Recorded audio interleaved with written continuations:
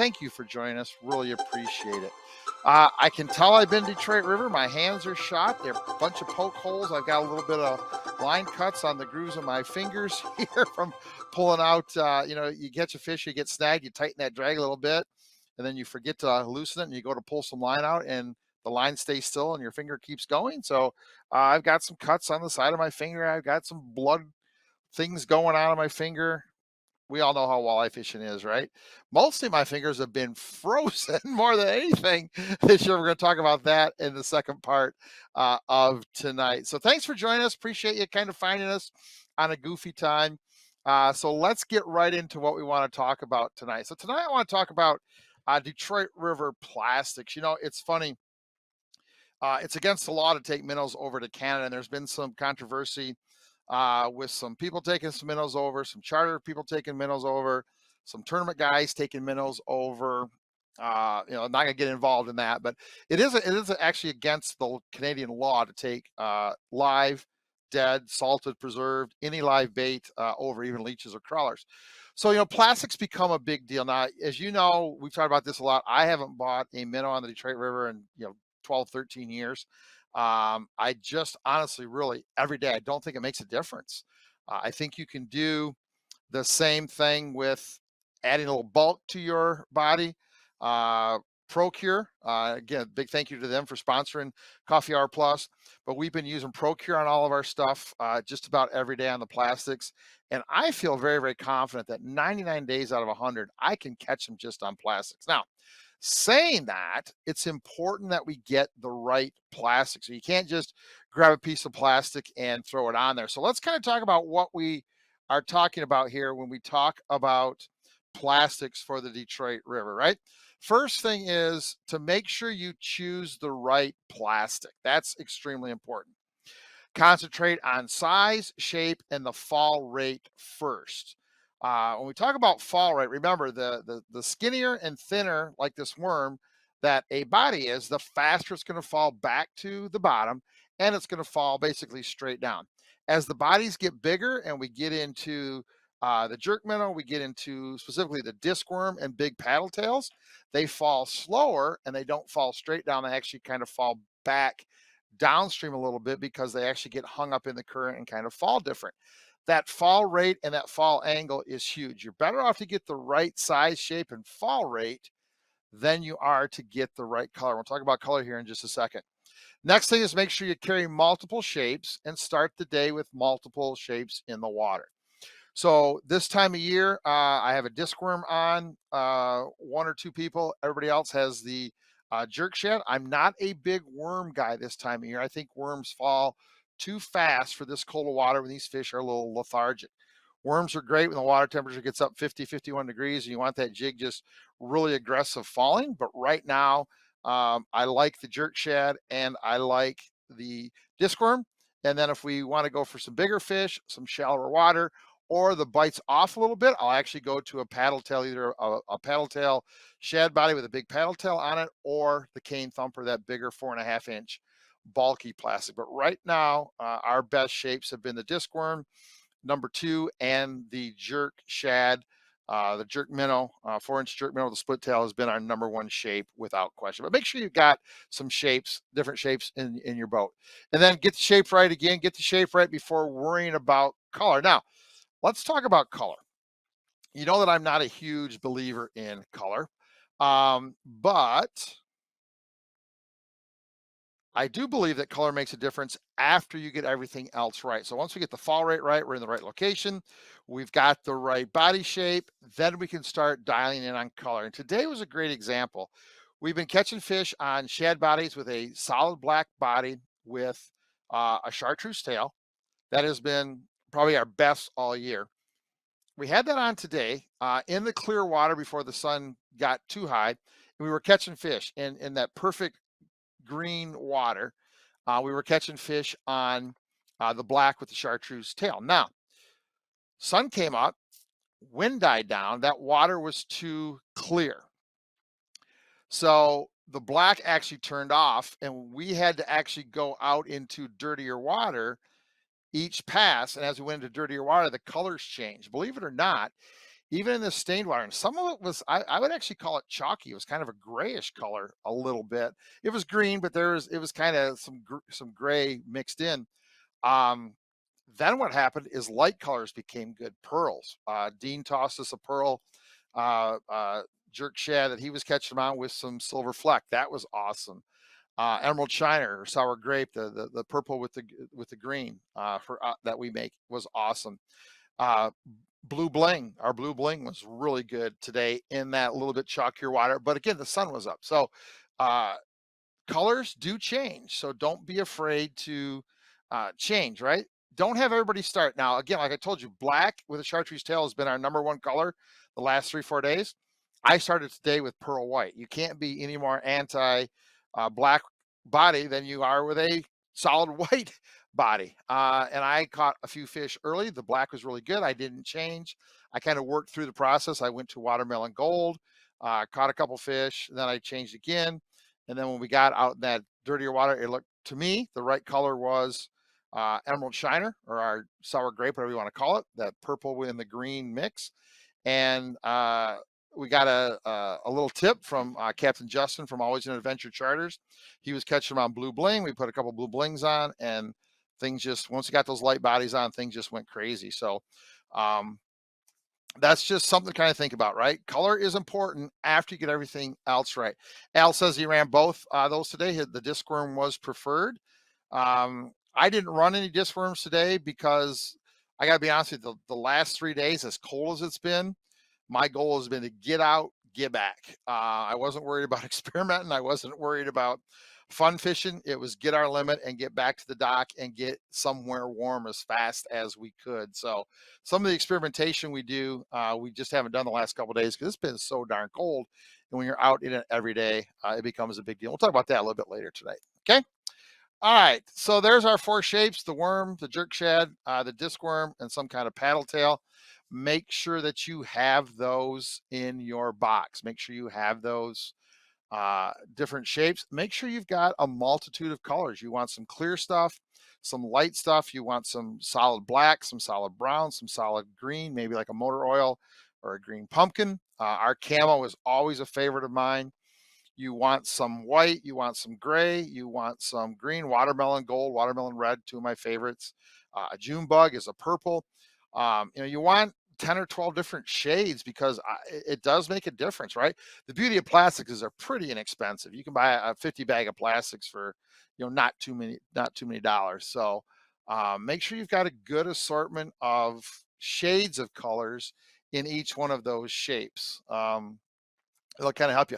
What I do is just a little caveat here. I use the deep 3700 boxes. So the plain old 3700s, the bigger boxes, but they're deep.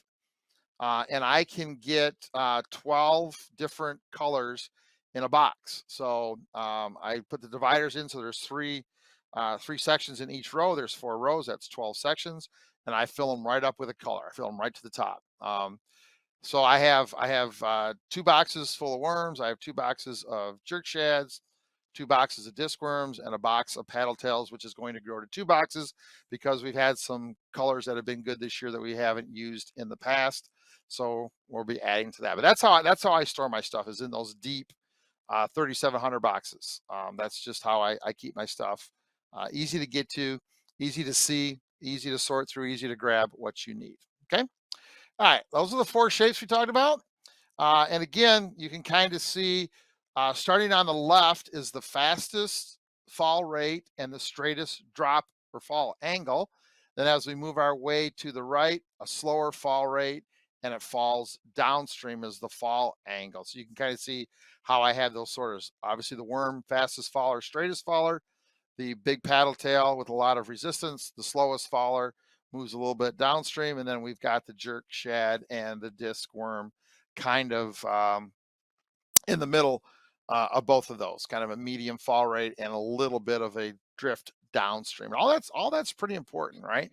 And that really does it actually affects your boat control too, because if you're fishing a disc worm, you've got to watch your line being vertical different than you do if you're fishing just a straight worm. So it definitely affects the boat control just a little bit to keep everything vertical and keep everything going. Again, The guy in the front, the further you are up front, the slower your bait should fall.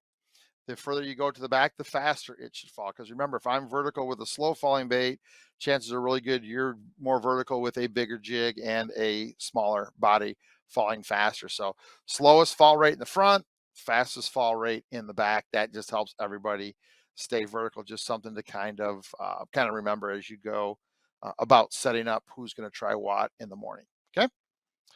All right. Any questions on any of that stuff? That's a quick rundown of the plastics and kind of how I use them and kind of how I think about them. Any questions on any of that? I'd love to hear any questions, any comments you guys have, anything you have seen, anything that you have tried different. Um, what can I help you with? We'll take a few questions and see if we can get you guys dialed in on plastics. Any thoughts on any of that? Any colors that are working better for you? Anything that you're kind of have questions about? Let me know, and we're more than happy to get you dialed in on plastics.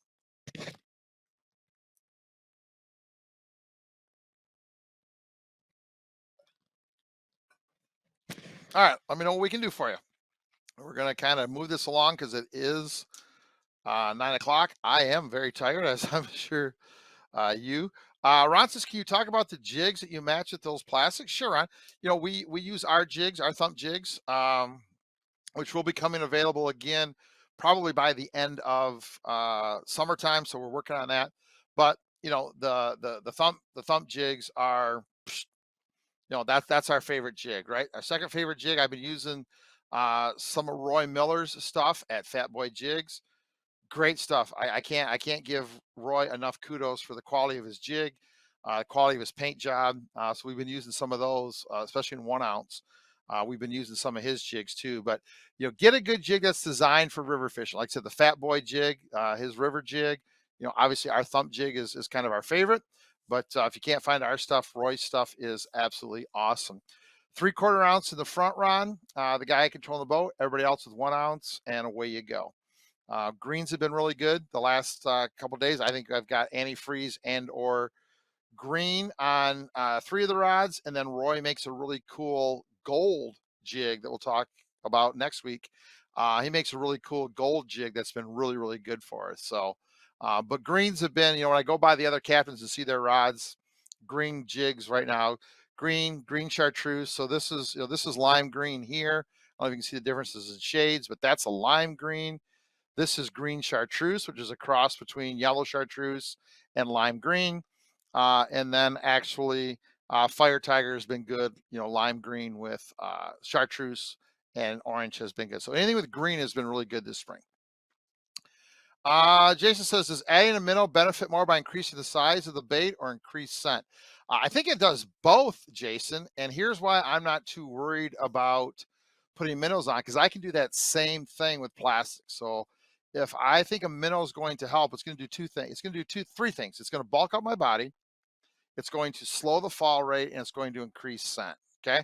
Well, I can carry stink in a little bottle this big and not have to keep it alive, right? Procure never dies. It smells like it's dead, but it never dies. So a little shot of emerald shiner if you want to fish um, an emerald shiner. You can bulk your body up a little bit, go to a little bit bigger size body. That's going to fall a little bit slower like you would if you add a minnow. And I actually know some pros who actually will take a worm, fish a worm, and then take like a jerk minnow and actually hook it onto the hook like a regular minnow to actually imitate that double look that a minnow gives you, put a little bit of scent on it and go fishing. So minnows do all those things. They increase the size, they increase scent, they slow the fall. You can very easily do that with plastics, a whole lot easier than you can trying to keep live bait alive. Gary says, do I have worm boxes available for sale? I don't, Gary. But you can get those in the box I use is it's a 3,700 deep. When we get everything back, when we get our inventory back and we get rolling again, we do put together a Detroit River kit that has an assortment of jigs and plastics. That's probably not a bad idea, Gary. Kind of headed into summer for next year. I think that is a awesome idea of maybe putting together a box of each body shape with our favorite colors and selling the box ready to go. I like that idea. Don't have any right now, but I do love that idea, Gary. Joe says, with the way you store your plastics, you have no problem with the drying out. I do not. Um, I've got some plastics that have been there for a couple years. You put them in the bottom and they just kind of stay there and they never work to the top. And they definitely don't dry out. And today's boxes, of course, are worm proof. So the plastic doesn't eat them like they used to. If you guys are old like me, you probably remember you put a couple plastic worms in a plastic box. You come back 2 days later, and there'd be a hole eaten in the bottom, hole eaten in the bottom of your plastic tackle box from all that stuff on the worm. So there's Mike. Mike says camo disc worm all day, and I know it because he buys a lot of them. He buys a lot of them. Dave says, how long do you wait to change color? I usually start the day with 2 or 3 colors on, and usually different ends of the spectrum. Like today was perfect, right? We had black with a chartreuse tail on on 3 of the rods. I had a pearl, so a complete bright white on mine, and then I had somebody with a camo on. So we kind of had the dark, the light, and kind of the middle covered. And once we start to see a preference, we changed. And again, this all goes back to this is the same question I get a lot when I'm trolling. How long do you stay on a pot of fish, right? If I'm going over fish, and today was a great example. We kept moving as the sun came out. We kept moving over into that dirtier water, and we kept seeing fish on the side scan. And I made the comment today. I says, and every once in a while you'd feel your jig kind of rip up the side of a fish, right? And I told the guys, this is we are not leaving because I want to be right here when these fish decide to bite because they were all over the side scan, they were all over the down scan. You could see a couple on regular sonar, and you were ripping your jig alongside. And I'm like, I'm not leaving because when these fish start to bite, I want to be here. And I'll be darned if it wasn't 35 minutes later, they started to bite, and we went from 8 to 38 in a pass and a half. So again, using your sonar, seeing how they react. If you're on fish and they're not reacting, change one person to something different. And then if that starts to roll, then you kind of change everybody. But start with different options. You got 2 people in the boat, a black and a white are a great option. Then you kind of work from there. So somebody starts catching on black, you don't go right from white to black. Maybe you go from white to watermelon gold. And then if that doesn't work, you go from watermelon gold to camo. The guy still catches them on black, and you put camo down and can't catch them, it's time to go to black. But play that game where you're going. I would tell you, if it's just 2 of you guys in the boat, rig up 2 rods, rig up a dark and a light for each guy, and just kind of different light and a different dark for each person. So you got 4 different shades, and just keep rotating, and you'll find something that works. So I change my color a lot. I keep my customers on a color that is working. So that's kind of how I do it. Ray says, is a basic rule darker water, darker bait, lighter water, lighter bait? That's a good general rule, but that does not always apply. So we've been catching fish on that black with the chartreuse tail in clear water for the last 3 days, but the sun's been down. So it's not just the watercolor, it's also sunlight penetration. So I think the darker it is, be it watercolor and or light conditions, as those get darker, darker baits work. As they get lighter baits work. That is a really good general rule of thumb. Okay. Mitch says, so generally this time of year, start with slow drop rate plastics. Absolutely. These fish are not very aggressive right now. So the slower you can drop, the better. And then when they do get aggressive, you're still on it, right? But another couple weeks, usually about the 1st of May, I'll start 1 or 2 guys with the worm and get a real quick drop. And once that starts going, then it's just Katie bar the door. You want to be on the Detroit River then. But right now, Mitch, yes, definitely slower drop rates. Jerk minnows, disc worms, maybe paddle tails, without question. Ron, I use Sunline Plasma Braid, 12-pound test in bright green is what I use. Mike says he got several today. Clean water, midday on the blue, gray bottom jerk minnow. That has been good. That's I can't remember what we call that, but it's kind of a smelt color. It's kind of a clearish gray on the bottom with a really light blue top. I grabbed that one twice, Mike, and never put it on. So great call for your color there in the water we had mid-river where that clean water was. Great call on that, buddy. Good adjustment. I can't believe you weren't fishing. You came off the camo disc worm, but there's a guy, Mike, who loves camo disc wormers, but the conditions weren't right for his favorite, made a great switch and caught some fish. So great, great, great lesson there. Okay, anything else? We'll take one more question on this, then we're going to take a all right, let's do this. Let's wrap this up for plastics. You guys know how to get a hold of us, teachingfishing@gmail.com. If you got any more questions, you can always go to the Teaching Fishing Educational Forum where you are right now. Ask us a question on Facebook and we'll get with you. But let's take just a few seconds now. Let's take they're on their way, Adam. They are on their way. I promise you. Let's take a quick little break right now and we will be back in just a second for tonight's fun topic. I got something fun I want to talk to you guys about. Let's take a quick little break and we'll be right back.